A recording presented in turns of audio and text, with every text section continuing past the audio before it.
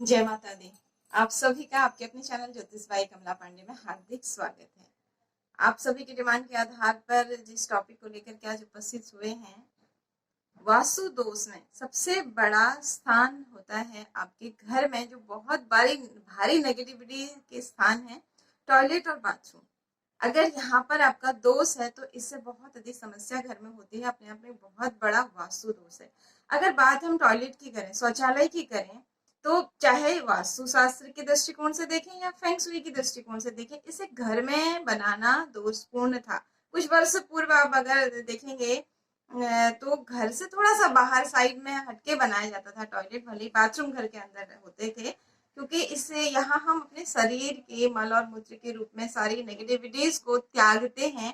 तो ये बहुत बड़ा स्थान होता है नकारात्मकता का। वहीं अब मजबूरी है, फ्लैट सिस्टम है, घरों में घर के अंदर ही ये है। तो किन बातों को लेकर के आपको विशेष सावधानी रखनी चाहिए, बात टॉयलेट की करें या बाथरूम की करें, कौन सी गलती आपको भूल करके भी नहीं करनी चाहिए, और साथ ही हम अंत में उपायों की बात भी करेंगे, एक विशेष उपाय की भी बात करेंगे जिससे आप इन दोषों से अपना बचाव कर सकते हैं। अगर यहाँ वास्तु दोष है, आपका टॉयलेट बाथरूम का वास्तु दोष घर में है, तो इससे घर में मानसिक तनाव बढ़ता है और कलह कलेश की वृद्धि होती है। विशेषतः घर की महिलाएं और छोटे बच्चे जो ज्यादा समय घर में रहते हैं, उनको ज्यादा समस्या होती है। जब हम मानसिक रूप से स्वस्थ नहीं रहते हैं, हमारे शरीर में हार्मोन डिस्टर्ब होते हैं, तो धीरे धीरे धीरे फिर हम बीमारियों का शिकार होते हुए चले जाते हैं और शारीरिक रूप से फिर हम अस्वस्थ हो जाते हैं। अगर अभी तक चैनल सब्सक्राइब नहीं किया है ज्योतिषबाई कमला पांडे, तो प्लीज नीचे दिए लाल बटन को दबाकर घंटे के निशान को दबाएं, चैनल को सब्सक्राइब करें। इससे आपको आने वाला वीडियो का नोटिफिकेशन तो मिलेगा ही मिलेगा। हर महीने जो हम निःशुल्क सेवाएं देते हैं, लाइव सेवाएं, आपको उनका भी आप लाभ ले पाएंगे। आइए चर्चा को आगे बढ़ाते हैं। बाथरूम, जहाँ जल आप रखते हैं स्नान करने के लिए, भर करके भी रखते हैं, इसका संबंध चंद्रमा से बताया गया है। और जब भी आप बाथरूम को दूषित रखते हैं, गंदा रखते हैं, साफ सफाई नहीं करते हैं, खाली जो पाउच हैं शैम्पू के या डिब्बे हैं खाली इसके, टूटी फूटी साबुनदानियां हैं, साबुन खोला आपने उसके पाउच हैं, वो सब जब वेस्टेज जो चीजें हैं उन्हें डस्टबिन में न डाल करके आप हफ्ता भर 2 दिन 4 दिन बाथरूम में ही रखते हैं, और कुछ बाल आदि हैं, गंदगियां हैं, कहने का तात्पर्य किसी न किसी रूप से अव्यवस्थित वहां अनावश्यक सामान आपने रख दिए हैं और साफ स्वच्छ नहीं है, तो आपका घर का चंद्रमा दूषित होगा, जिसके कारण घर में कलह कलेश बढ़ेगा। और जैसे हमने पहले ही बताया कि स्त्रियों को और बच्चों को भी समस्या होगी।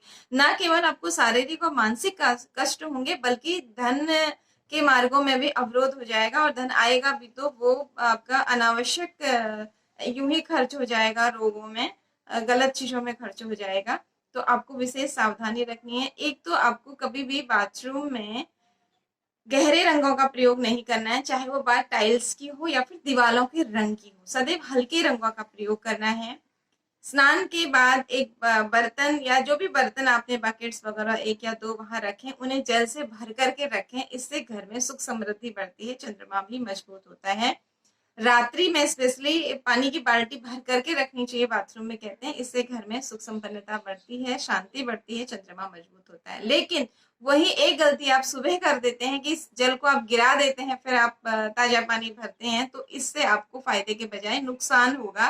क्योंकि जब भी आप जल को दूषित करते हैं या फिर जल का बर्बाद करते हैं, तो आपका चंद्रमा पीड़ित होता है, कुपित होता है, और आपको ना केवल मानसिक और शारीरिक कष्टों का सामना करना पड़ता है, बल्कि आर्थिक समस्याओं का भी सामना आपको करना पड़ता है, क्योंकि चंद्रमा को भाग्य का नैसर्गिक कारक भी कहा गया है कि मन के जीते जीत है, मन के हारे हार। जब मन डिस्टर्ब होगा तो निश्चित रूप से शरीर डिस्टर्ब होगा, हार्मोन डिस्टर्ब होने से फिर आप किस तरह से अपने कामों पर फोकस कर पाएंगे, तो निश्चित रूप से आर्थिक समस्याएं भी फिर होती हैं। तो आपको क्या करना चाहिए, सुबह इस जल का प्रयोग या तो घर की साफ सफाई में कर लें, वस्त्र धोने में कर लें, या फिर आप पेड़ पौधों में डाल सकते हैं। फिर आप भर करके स्नान आदि करके फिर साफ स्वच्छ करके बाथरूम को वापस से भर करके रख दें। कई घंटों तक बाथरूम में गंदे कपड़े ढके हुए ना रहें, चाहे वो गीले टपकते हुए हों, कुछ समय तो अलग बात है, लेकिन बहुत अधिक समय तक ये वस्त्र भी वहां से आप तुरंत आपको धोने के लिए हैं तो उन्हें कहीं एक अलग जगह पर रख देना चाहिए, यानी कि बाथरूम को खाली और साफ कर देना चाहिए। दूसरे शब्दों में विशेष उपाय की बात हम वीडियो के अंत में करेंगे। अब बात करते हैं, कई बार आपने देखा होगा, जैसे हमने कहा कि टॉयलेट्स घर में नहीं होने चाहिए। अब घर में बनाना मजबूरी है क्योंकि फ्लैट सिस्टम है, सुविधाएं नहीं है ऐसी कि आप घर से बाहर बनाएं। तो एक गलती भूल करके भी नहीं करनी है, टॉयलेट और बाथरूम को अटैच्ड नहीं बनाना चाहिए। इससे आपको भारी वास्तु दोष लगता है, वो भी ग्रहण योग बन जाता है घर में। चंद्र राहु का जो ग्रहण योग है वो वास्तु दोष में आपका ऐड हो जाता है।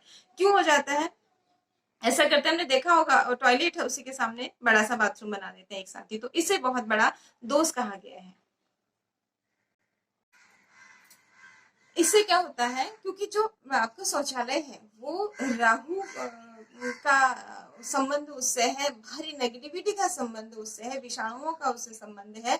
वही जो आपका बाथरूम है उसका संबंध चंद्रमा से है, अमृत से है, सोम से है। जब आप इन दोनों को मिला देते हैं, राहु और चंद्रमा को मिला देते हैं, अमृत और विष को मिला देते हैं, अमृत में विषाणु मिला देते हैं, तो आपका घर फिर इससे ग्रहण योग से ग्रसित होने के कारण नाना तरह के कलह कलेश रोग शोक और आर्थिक समस्याओं से घिर जाता है। घर के सदस्य आपस में ही एक दूसरे को देख नहीं पाते हैं, एक दूसरे से वैर भाव करने लगते हैं, मन मुटाव बहुत ज्यादा हो जाता है घर के सदस्यों में, सुख शांति समृद्धि रुक जाती है घर की। तो आपको सदैव ध्यान रखना चाहिए, भले ही आप छोटा छोटा बनाएं लेकिन दोनों को अलग अलग बनाएं। घर में बाथरूम का स्थान अलग और टॉयलेट का स्थान अलग रखें और साफ सफाई का विशेष ध्यान रखें, साथ ही हल्के रंगों का प्रयोग करें। और अब हम बात करते हैं एक विशेष उपाय जो हमने आपसे कहा था।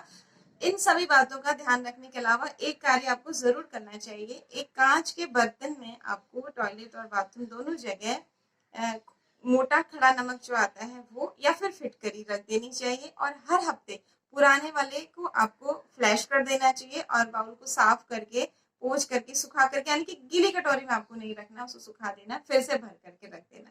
इस तरह से हर हफ्ते या फिर हर 15 दिन में, कम से कम महीने में तो आपको इसे बदल ही देना है, क्योंकि ये वहां की नेगेटिविटी को एब्जॉर्ब कर लेता है और घर में जीवन में सकारात्मक ऊर्जा का प्रभाव करता है। सदैव बाथरूम टॉयलेट आदि के दरवाजे, स्पेशली टॉयलेट्स के तो बंद रहते हैं, कई बार लापरवाही में बाथरूम के दरवाजे मोस्टली खुले रह जाते हैं, तो इन्हें सदैव बंद करके रखें।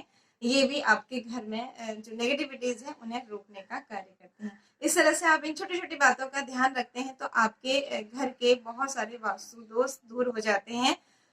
किस दिशा में ये बनाने अच्छे होते हैं, किस दिशा में नहीं होते, इसकी चर्चा विस्तार से आने वाले वीडियो में करेंगे। लेकिन गलती से भी ईशान कोण में और आग्नेय कोण में टॉयलेट बाथरूम ना बनाएं, इससे आपको समस्या हो सकती है। और घर में पॉजिटिविटी को बढ़ाने के लिए बाकी के क्या आप वास्तु दोषों से बचने के लिए उपाय करें, इसकी चर्चा भी हम आने वाले वीडियो में शीघ्र ही करेंगे। वीडियो को मैक्सिमम शेयर करें, हो सकता है आपका एक शेयर किसी के काम आ सके। और अगले वीडियो में फिर मिलेंगे नई राशि पर नई जानकारी के साथ। जय माता दी।